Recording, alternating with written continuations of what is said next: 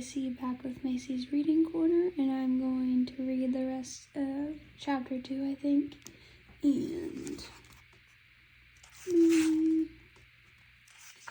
Chapter 3, yeah. So the rest of Chapter 2 and then Chapter 3.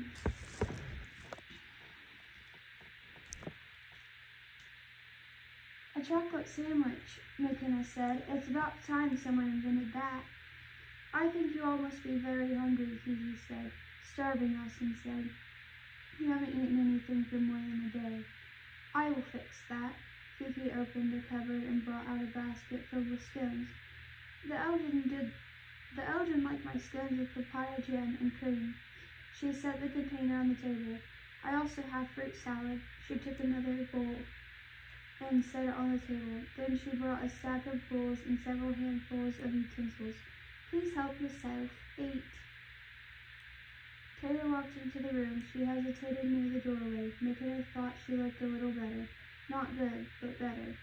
How are you? McKenna asked. Taylor shrugged.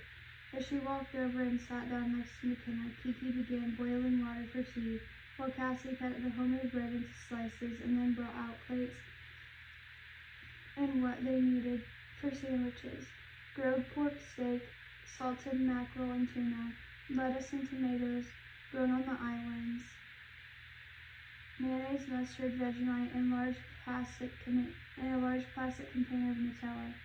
Everyone ate ravenously except for Taylor. McKenna said to her, "You need to eat." "I'm not hungry." "That's why you need to eat.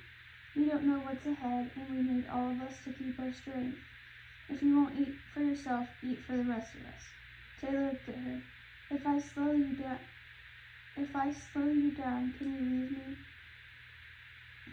"You know we would never do that." McKenna gave her a slice of bread with Nutella. "Please, eat something." Taylor just looked down at the sandwich. What would Michael say? Taylor erupted. "Nothing. He'd say nothing. He's gone." Everyone stopped eating and looked at Taylor. Taylor looked around, then said, "I'm sorry." McKenna touched her chest over her heart. "He's not gone. He's in here." She touched Taylor's chest, and he will always be there. Taylor dabbed at her eyes with a napkin. "I'm sorry. I'm so sorry." McKenna hugged her, and Taylor put her head on the other girl's shoulder. "You don't need to apologize," McKenna said softly. "We understand. Everyone understands." After a few minutes, Taylor stopped crying and sat back. Then she lifted the bread and took a bite. "Thank you," McKenna said. "Thank you," Taylor said. "You care about me more than I do about myself." A few minutes later, Cassie said, "The tea's ready. Help yourself. I'm going to bed." Wait, Kiki said. "I have a surprise." She opened a cupboard and brought out a cake topped with baked pineapple. The Elgin was celebrating a birthday and made me bake a cake for them. They never got the chance to eat it.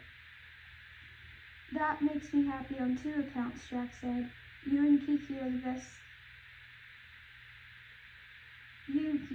best thing that's happened to us for days." "With the days you've had," Kiki said, "I don't think that would be very hard to do." Part 2. Chapter 3, Building an Army. Almost 2 hours after the Jewel set sail, Eleni, Saluni, and the rest of the Tuluvian prisoners completed their walkthrough of the Hades Island, gathering Elgin weapons and ammunition that had survived the battle. Many of the rifles were pried from charred skeletal hands of dead Elgin soldiers. Bones crumbled as the Tuluvians pulled the weapons loose. With the magnitude of Elgin's assault, Anile's men easily gathered more weapons and ammunition than they could use. Still, Anile's insistence, they took all they could, filling the bottom of their small boats with as many rifles and as much ammunition as they could carry. They planned to provide weapons for the Tuluvians they recruited to their army and didn't know if weapons would be available on the other islands. Tragically, of hundreds of the Tuluvian natives that Elgin had sent to their prison on Hades, only a few dozen remained. Nile divided the survivors up between the 3 boats that Walter left in, putting his 2 strongest warriors, Zeal and Nazil, in charge of the other 2 craft.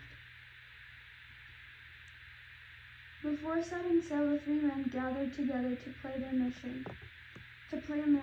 "We're ready," Nazil said, speaking for both himself and Zeal. "Our boats are full of weapons." "How many arms have you collected?" Neil asked. 73 rifles, 25 magazines of ammo, and 24 grenades. Neil turned to Zeal. "And you?" 69 rifles, 12 sidearms, 34 magazines of bullets, and one 50mm machine gun with about 3,000 rounds. Neil wiped the sweat from his forehead, then said, "That will do for now. It's time to go." "Where are we going now?" Nazil asked. "We sail to Nanomaga." "Nanomaga?" Nazil said with surprise. "Yes, then Vietipu." Nazil and Zeal glanced back at each other in surprise. "Not to Funatuti?" Nazil asked. "If Hatch is still alive, Zeal, he will be in his Star Source plant in Funafuti. We should sail to Funafuti first." Anile looked at them angrily. "Don't you think I have more reason than anyone to sail to Funafuti? My grandfather is being held there in a monkey cage. Yes, I know Hatch will be in Funafuti, and for good reason. It's his stronghold. The man Welch told me that Hatch has enough weapons in his Star Source plant to destroy our nation many times over. What are you thinking? To attack him with 32 of us? Any fool can attack an army and die. A wise man doesn't plan an attack. He plans a victory. I will act the part of the wise man. We will build an army, then when we are strong enough, attack. Do you disagree with me?" Both men sheepishly shook their heads. "Then we sailed to Nanomaga. The Elgin brought many of our people there to work the fields and run cattle. There we'll find food, soldiers, and large produce boats to transport them. If we are lucky, we can gather more than 500 soldiers. After we've taken what we can, we'll sail to Vitipu, where the Elgin train their soldiers. We'll find more weapons there. There may even be warships. Then after we have sufficiently armed our soldiers, and then only then, we will attack Funafuti. Then we will be victorious." "Our apologies," Nazil said. "You are wiser than us.